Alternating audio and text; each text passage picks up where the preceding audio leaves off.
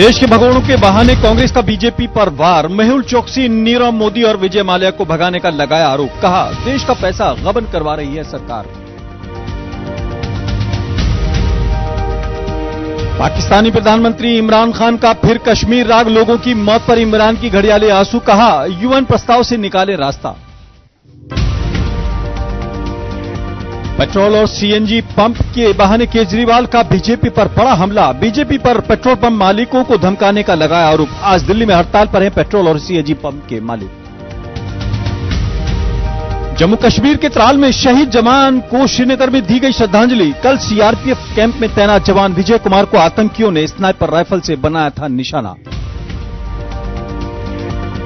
और बिहार के हाजीपुर में महिलाओं पर फप्तियां कसना मंचलों को पड़ा भारी। महिला कांस्टेबल ने सिखाया सबक।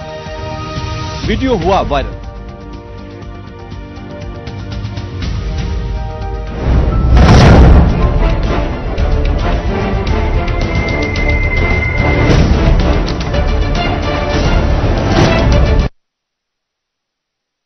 नमस्कार, जेके 24/7 न्यूज में आपका स्वागत है। मैं हूं आजाद खालिद, आपका मेजबान, और लेकर हाजिर हूं दो का पंच यानी 2 बजे तक की 5 वो बड़ी खबरें जो आज सुर्खियों में हैं। जिन 5 खबरों को लेकर हम हाजिर हुए हैं उसमें आज सबसे पहले बात करेंगे, एक तरह से अगर बात करें, सीएनजी पंप जो है अब हड़ताल हो रही है और यह राजनीतिक मुद्दा भी बन सकता है। इसको लेकर दिल्ली के अंदर आज सीएनजी और पेट्रोल पंप मालिकों ने हड़ताल की है। उसके अलावा हमारे पास सीबीआई से जुड़ी एक खबर है, वहां के एक डायरेक्टर के खिलाफ मामला दर्ज हुआ है, स्पेशल डायरेक्टर के खिलाफ।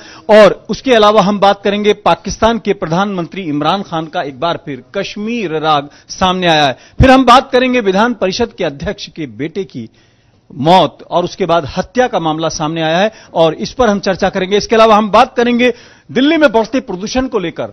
लेकिन सबसे पहले आपको ले चलते हैं दिल्ली, जहां पर आज ईंधन और पेट्रोल सीएनजी जो वाहनों के लिए इस्तेमाल हो रहा है उसको लेकर, वैट की मांग को लेकर, घटाने की मांग को लेकर सीएनजी और पेट्रोल पंप मालिकों ने हड़ताल की है। तरुण शर्मा हमारे साथ रहेंगे। क्या है, जिस तरीके से अभी पिछले दिनों दाम बढ़े, घटे और फिर इसको लेकर राजनीति हो, दिल्ली के अंदर अगर देखा जाए आज हड़ताल है, इसको किस नजरिए से देखा जाए? देखिए, जो पेट्रोल एसोसिएशन है उनकी बात हुई थी कि दिल्ली में जो है वैट घटाया जाए, दिल्ली सरकार वैट घटाए, क्योंकि तमाम राज्यों में जब केंद्र सरकार ने जब छूट दी थी तो उसके बाद जो है जो दिल्ली एसोसिएशन थी, पेट्रोल एसोसिएशन, उनका कहना था कि दिल्ली में वैट घटाया जाए, क्योंकि दिल्ली के आसपास की जो राज्य की बात करें, यूपी और हरियाणा में दिल्ली से सस्ता पेट्रोल पहली बार हुआ है, जिस कारण जो है लोग वहां पर पेट्रोल भराने जा रहे हैं। पेट्रोल एसोसिएशन का कहना है कि इसमें 20% की कमी आई है उनकी बिक्री के अंदर। तो आज जो है पेट्रोल एसोसिएशन आज सुबह 6 बजे से और कल सुबह 6 बजे तक पेट्रोल, डीजल और सीएनजी पंप के जो डीलर्स हैं वो आज हड़ताल पर हैं। तरुण, मैं आपको थोड़ा सा रोकना चाहूंगा। हमारे साथ सिंघानिया साहब जुड़ गए हैं, पेट्रोल डीजल एसोसिएशन के जो ओनर्स एसोसिएशन है उनके दिल्ली प्रेसिडेंट हैं। सिंघानिया साहब, बहुत बहुत स्वागत है आपका। धन्यवाद। ये क्या है, आप वैट घटाने को कह रहे हैं या क्या विरोध दर्शाना चाहते हैं आप? देखिए, 5 अक्टूबर को जब सेंट्रल गवर्नमेंट ने एक्साइज ड्यूटी कम करी थी 2.5 रुपए की, उसी दौरान पड़ोसी राज्यों ने और कई राज्यों ने 2.5 रुपए अपना वैट में भी कम किया था, जिसके कारण दिल्ली जो है बाकी पड़ोसी राज्यों के मुकाबले में महंगा हो गया पेट्रोल और डीजल में। हमारी मांग यही है कि दिल्ली वासियों को भी पेट्रोल डीजल के रेट में और राहत मिलनी चाहिए और उनको अपने पड़ोसी राज्यों से सस्ता पेट्रोल डीजल मिलना चाहिए। दूसरा, इसके चलते हुआ क्या है कि पेट्रोल पंपों पे ग्राहक जो पहले दिल्ली से तेल लेता था वो पड़ोसी राज्यों से जाके डीजल पेट्रोल खरीदने लगा, जिससे हमारी बिक्री में काफी कमी आई है और ये कमी आगे आने वाले समय में और बढ़ेगी। अच्छा सिंघानिया साहब, एक सवाल उठता है, एक तो ये कि क्या आप जनता को राहत देने के लिए कर रहे हैं या लोग जो पड़ोस के राज्यों में जा रहे हैं आपको अपना लॉस नजर आ रहा है? देखिए, हम भी दिल्ली की ही जनता है और हम जनता के विषय में भी बात कर रहे हैं और अपना जो हमारी जीविका पे जो समस्या आई है हम उसको भी उठा रहे हैं। अच्छा सिंघानिया साहब, एक और आरोप लग रहा है कि बीजेपी के दबाव में आप लोग कर रहे हैं, क्योंकि अगर देखा जाए कि इस पे सीधा जो दबाव है केजरीवाल सरकार पर पड़ेगा। जी, ऐसा है, ऐसा कोई दबाव नहीं है। हमने तो वार्ता भी करी थी 5 राज्यों की, इनकी कोई मीटिंग भी होनी थी आम आदमी सरकार की, वो भी उसमें भी आश्वासन दिया गया कि 5 राज्य एक साथ कम करेंगे, लेकिन 5 अक्टूबर को इसका उल्टा हुआ। तो हम तो ये कह रहे हैं, जब 5 राज्यों ने आपकी नहीं सुनी तो आप भी उसके विपरीत अपना वैट कम करिए जितना आपको करना है। अच्छा सिंघानिया साहब, अभी भी अगर देखा जाए रेट और राज्यों के मुकाबले में आपके कम है, लेकिन अब अगर वैट घटाते हैं केजरीवाल सरकार तो इफेक्टिवली कितना हो जाएगा, राहत कितनी मिलेगी लोगों को? मेन बात तो ये, राहत कितनी मिलेगी? पहली बात तो यह है कि पड़ोसी राज्यों से हम महंगे हैं। हम बाकी राज्यों या बाकी मेट्रोज की अगर बात करें, मुंबई, कलकत्ता, चेन्नई की जिसका भी कंपैरिजन दिया गया कि अभी उन 4 मेट्रोज के मुकाबले तो हम अभी भी सस्ते हैं। अब इतनी दूर जो क्षेत्र है उससे हमारे सेल पे क्या फर्क पड़ेगा? हम तो पड़ोसी राज्य अगर हमारे महंगे और हमारे सस्ते रहेंगे तो हमारी सेल तो उनके पास जाएगी, नंबर 1। नंबर 2, जहां तक वैट कम करने की बात है, पहले दिल्ली में 20% वैट होता था पेट्रोल पे और आज है 27% पेट्रोल पे वैट। पहले 12.5% होता था डीजल पे, आज है 16.75। तो अगर रुपए पर लीटर में बात करें तो 6 रुपए 20 पैसे पेट्रोल पे ज्यादा वैट मिल रहा है दिल्ली सरकार को, 5 रुपए 17 पैसे डीजल पे ज्यादा वैट मिल रहा है। तो गुंजाइश है दिल्ली सरकार के पास वैट कम करने की। लेकिन अभी भी सिंघानिया साहब, गाजियाबाद और नोएडा में जो रेट है पेट्रोल और सीएनजी के ज्यादा है, दिल्ली में कम है, ऐसा क्यों? नहीं, सीएनजी के रेट ज्यादा है। सीएनजी की हमारी कोई मांग नहीं है, हमारी मांग पेट्रोल डीजल की है। आज की तारीख में पेट्रोल का रेट जो गाजियाबाद में है वो 78 रुपए 87 पैसे है, जबकि दिल्ली में 81 रुपए 44 पैसे है। तो 2 रुपए 57 पैसे गाजियाबाद में सस्ता है। हाँ, तो कुल मिलाकर अगर देखा जाए, अगर वैट कम होता है जनता को राहत मिलेगी। बहुत बहुत शुक्रिया सिंघानिया साहब। जरा सुन लेते हैं इस पर मनोज तिवारी क्या कहते हैं और राघव चड्ढा का क्या कहना है, जरा सुन लेते हैं। तो अरविंद केजरीवाल का ट्वीट पढ़ा कि उनको कोई प्राइवेट व्यक्ति ने प्राइवेटली बताया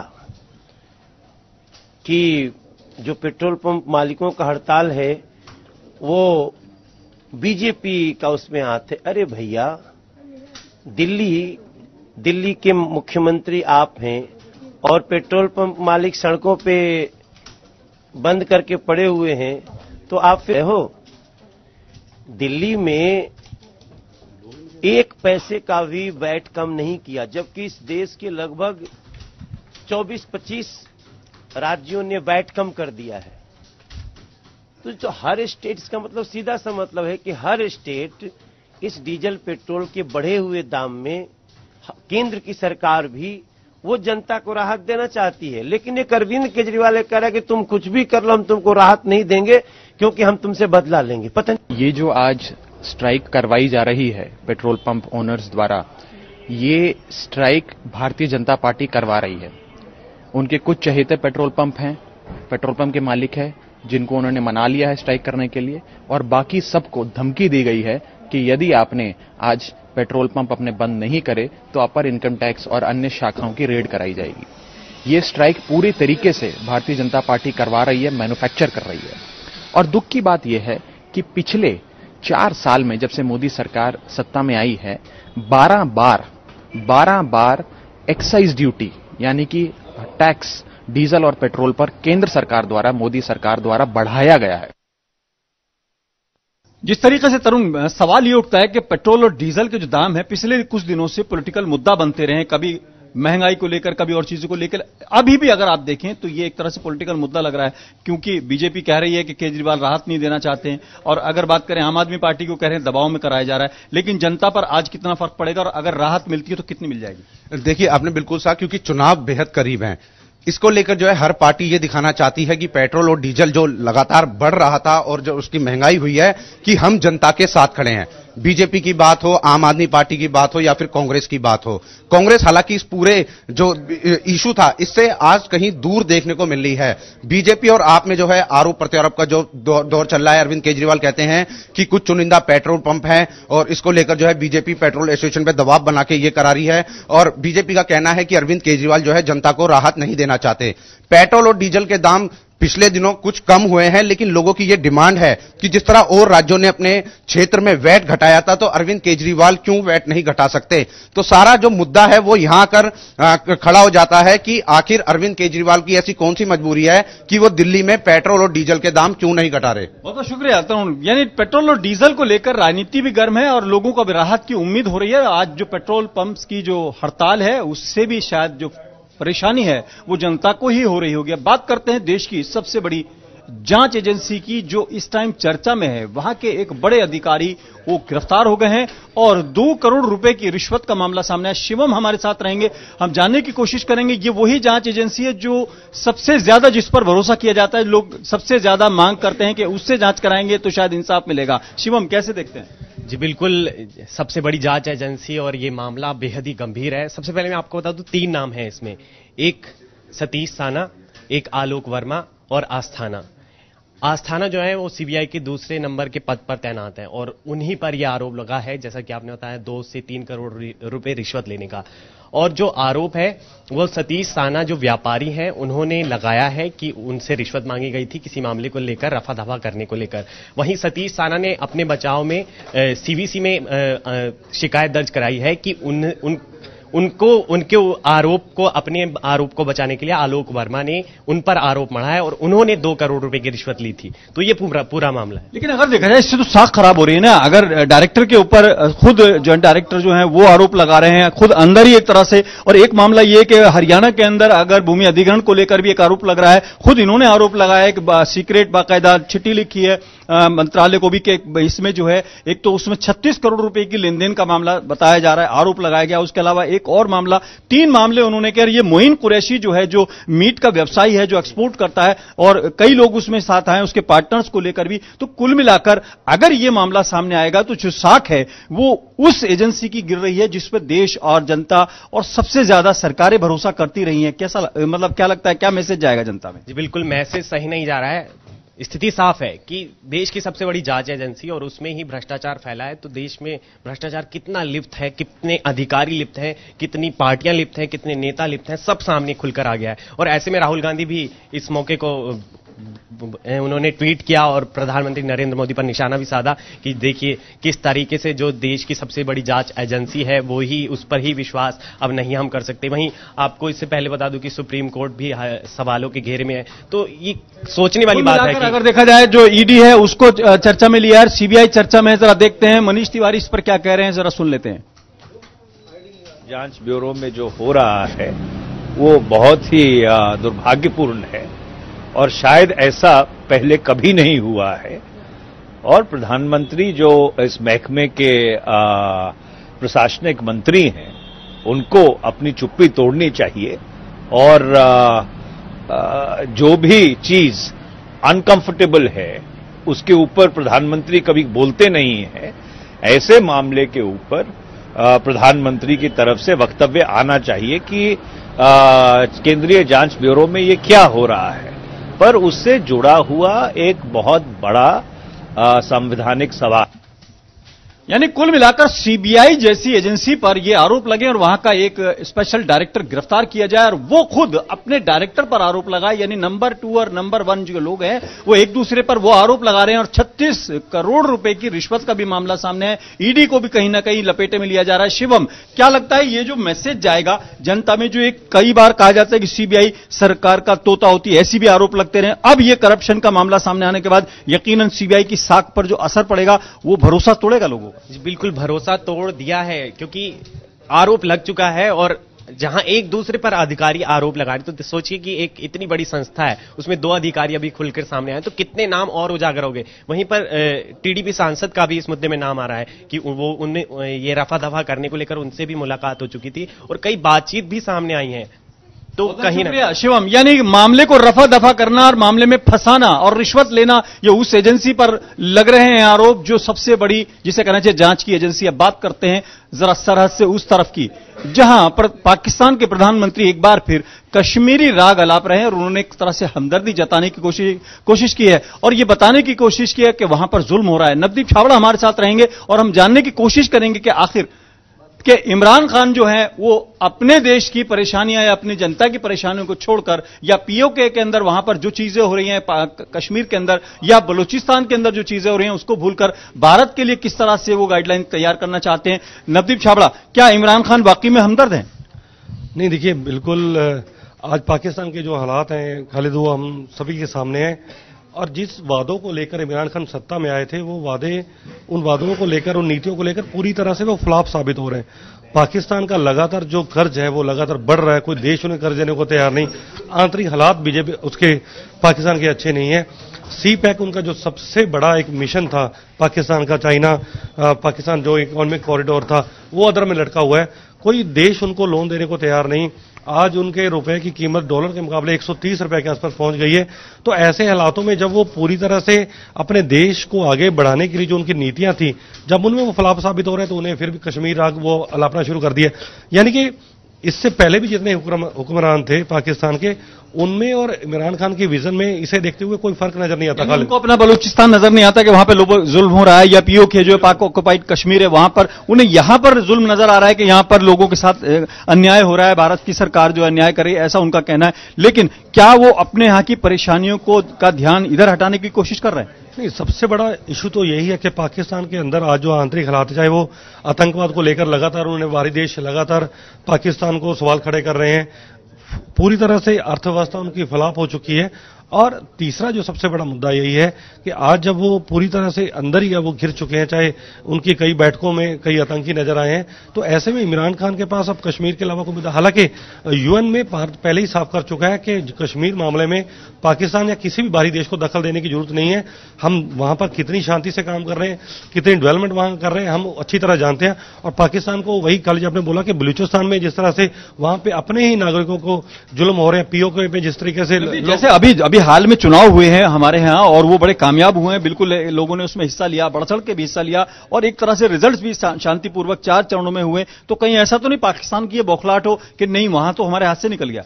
नहीं, बिल्कुल श्रीनगर के अंदर, श्रीनगर सिटी के अंदर पहली बार ऐसा हुआ है कि बीजेपी वहां पे चुनाव लड़ी, बीजेपी कैंडिडेट जीते भी हैं। और कई ऐसे इलाके दक्षिण कश्मीर के जो थे जहां पर हमने देखा कि बहुत ज्यादा टेरर वहां पे रहा है हावी, वहां पर भी लोगों ने खुलकर वोट दिए हैं, मतदान किया है। तो यही कारण है कि पाकिस्तान पूरी तरह से बौखलाहट में, अगर क्योंकि जम्मू कश्मीर के अंदर किसी भी तरीके से लोकतंत्र अगर कामयाब होता है तो उसका सिरदर्द तो पूरी तरह से पाकिस्तान को होगा, क्योंकि वो कभी नहीं चाहता कि श्रीनगर के अंदर शांति आए, वहां पे डेमोक्रेटिक सिस्टम जो वो मजबूत हो। तो भारत सरकार ने वहां पर इसको कामयाब करके दिखाया है। इलेक्शन भले ही कई जगह पे वोटिंग कम हुई है, लेकिन वोटिंग बिना किसी टेरर अटैक के, बिना किसी परेशानी के, बिना किसी रुकावट के हुई है। तो शायद यही भी कारण है कि इमरान खान और उनकी जो सरकार है वो पूरी तरह से बौखलाहट में है। बहुत बहुत शुक्रिया नवदीप। जरा सुनते हैं शाहनवाज हुसैन इस पर क्या कह रहे हैं, क्योंकि अगर यहां लोकतंत्र कामयाब होता है तो यकीनन पाकिस्तान के तो पेट में दर्द होगा ही। सुन लेते हैं। पहले पाकिस्तान की फिक्र करें, भारत की फिक्र में दुबले ना हो। कंगाली के दौर पे खड़ा है पाकिस्तान और उनके यहाँ बहुत सारी दिक्कतें हैं। उनको ये मानना चाहिए कि आज हिंदुस्तान में कश्मीर हमारा हिस्सा है, बल्कि पाकिस्तान ऑक्युपाइड कश्मीर भी हमारा हिस्सा है।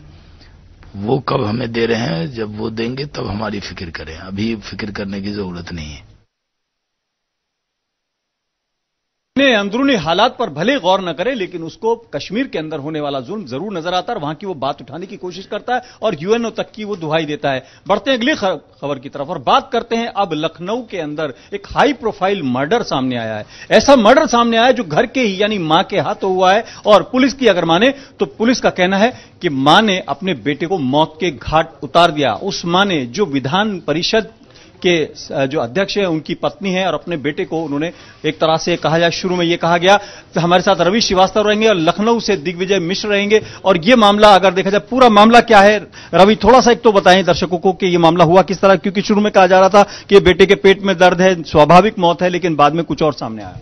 देखिए, जो ये मामला है काफी हाई प्रोफाइल मामला है, क्योंकि जो ये घटना हुई है किसी आम के साथ नहीं, बल्कि यूपी जो सबसे बड़ा राज्य है उसके विधानसभा परिषद के जो अध्यक्ष है उनका बेटा है। हालांकि उन्होंने 2 शादी की है, पहली पत्नी उनकी एटा में रहती है और दूसरी पत्नी जो कि लखनऊ में रहती थी। जो दूसरी पत्नी लखनऊ में रहती थी उनके 2 बेटे थे।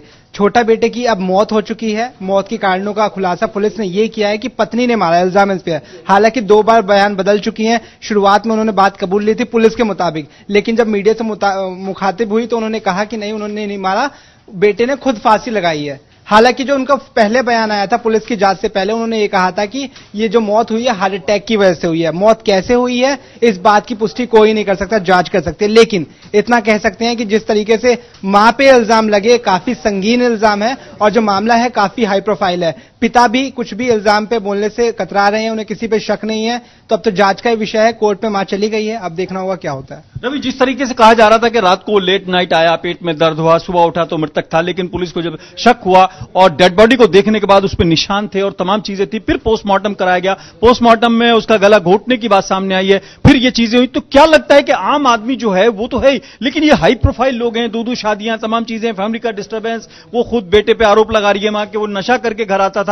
तो क्या लगता है ये लोग हमारे जनता को दिशा और दशा दिखाएंगे, ये इनकी नेतागिरी करेंगे या नेता बन के काम करेंगे या खुद ही कहीं बिखरे हुए हैं?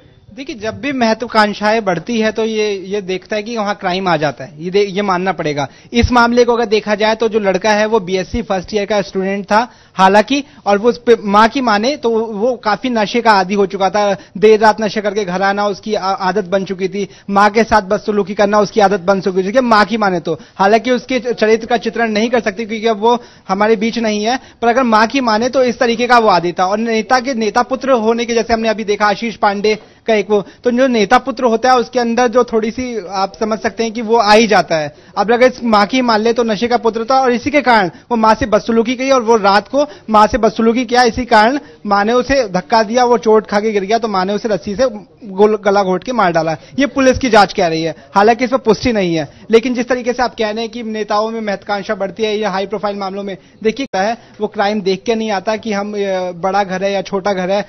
क्राइम एक मानव एक मानसिकता है जो किसी के अंदर भी आ सकती है। बहुत शुक्रिया रवि श्रीवास्तव। यानी कि अगर देखें वो लोग जो कि देश को दिशा देने के लिए, जनता को रहनुमाई करने के लिए खड़े होते हैं, लेकिन उनकी फैमिलियां भी कई बार ऐसे डिस्टर्बेंस में शामिल होते हैं जिसके नतीजे बहुत खतरनाक होते हैं। बढ़ते अगली खबर की तरफ और बात करते हैं दिल्ली के अंदर बढ़ते पॉल्यूशन को लेकर। पूनम पनौरिया रहेंगे और आबिद हमारे साथ रहेंगे। जिस तरीके से अभी दिवाली नहीं आई है लेकिन पराली को देखें, कुछ को देखें, पीएम रेट बढ़ गया है, स्तर बढ़ गया है। दिल्ली के अंदर सांस लेने में दिक्कत हो रही है, वार्निंग लगातार जारी आ रही है। क्या लेटेस्ट है आपके पास? जी बिल्कुल, जिस तरह से अभी लेटेस्ट जानकारी सामने ये आई है कि जिस तरह से सर्दियां दिल्ली में बढ़ना शुरू होती है, उसी तरह से दिल्ली में जो वायु की गुणवत्ता है, हवा है, वो लगातार खराब होती जाती है। जिस तरह से अभी हाल ही में देखें तो इसका कारण ये माना जाता है कि जो पराली जलाई जा रही है हरियाणा, राजस्थान और पंजाब में, उसका कारण इसे माना जाता है। वहीं अभी पिछले दिनों जिस तरह से रावण दहन में पटाखों का इस्तेमाल किया गया, इतने स्तर पर काफी बड़ी संख्या में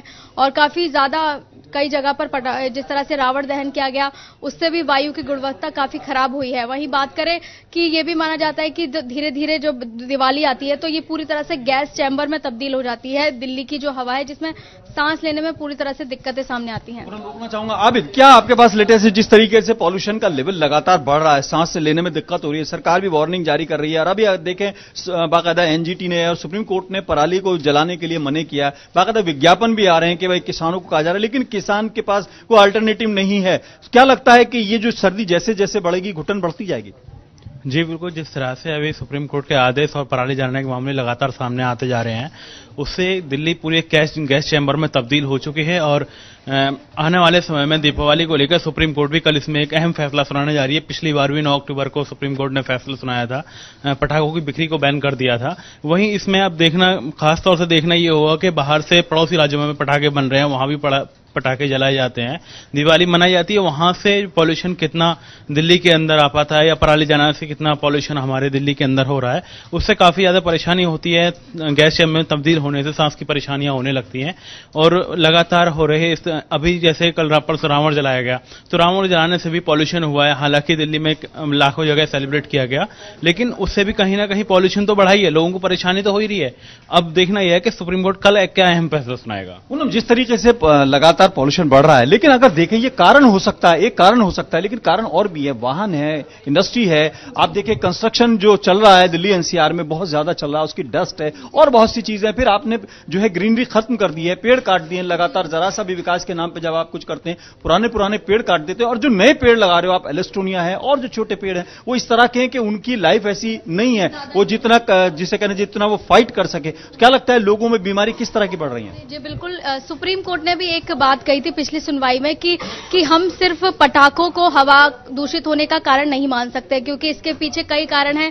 पराली जलाना भी एक कारण है, वहीं जो वाहनों से धुआं निकलता है वो भी एक कारण है, वहीं जो कंस्ट्रक्शन का काम चल रहा है लगातार कभी बंद नहीं होता है, 12 महीने वो काम चलता है, वो भी एक कारण माना जाता है। तो सिर्फ पटाखों को ये नहीं कहा जा सकता कि उसकी वजह से प्रदूषण फैल रहा है और उनको बैन करने से सिर्फ ये प्रदूषण कम हो जाएगा। वहीं हमें भी जरूरत है कि हम अपने वाहनों का कम से कम इस्तेमाल करें, जो डीजल वाले वाहन है, इसी के साथ पेड़ पौधे ज्यादा लगाएं। जिस तरह से पेड़ पौधों की लगातार कटाई हो रही है तो उसका भी सीधा तौर पर असर पॉल्यूशन ये प्रकृति पर पड़ रहा है। बहुत बहुत शुक्रिया पूनम और आबिद। अब यानी अगर देखें पटाखों पर आप बिक्री पर बैन लगाने की कोशिश करते हैं, लेकिन सवाल यह भी है कि क्या इनके मैन्युफैक्चरिंग पर भी बैन लगना चाहिए और इनके ओरिजिन पर भी कहीं ना कहीं स्ट्राइक होना चाहिए, यह भी सवाल है। 2 के पंच में आज फिलहाल इतना ही। अपने मेजबान आजाद खालिद को इजाजत दें।